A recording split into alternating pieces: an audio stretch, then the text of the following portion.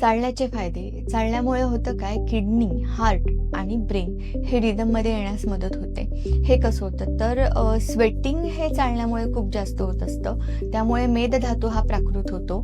मेदामुळे स्वेद हा प्राकृत होतो, असं होतं. आणि दुसरा पार्ट असा की पेरिस्टाल्सिस मुवमेंट जे आहे, म्हणजे आतड्यांची हालचाल ही प्रॉपर झाल्या कारणाने पोट साफ व्हायला मदत होते.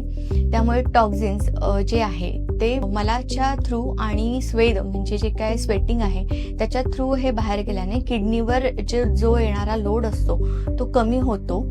नेफ्रॉन्स जे आहे किडनीचे ते रिएस्टॅब्लिश होतात. ह्या कारणाने जे किडनीचे इम्पल्स जे आहे ब्रेनकडे जाणारे ते प्रॉपर गेल्याने ब्रेनचं फंक्शनिंग चांगलं होतं.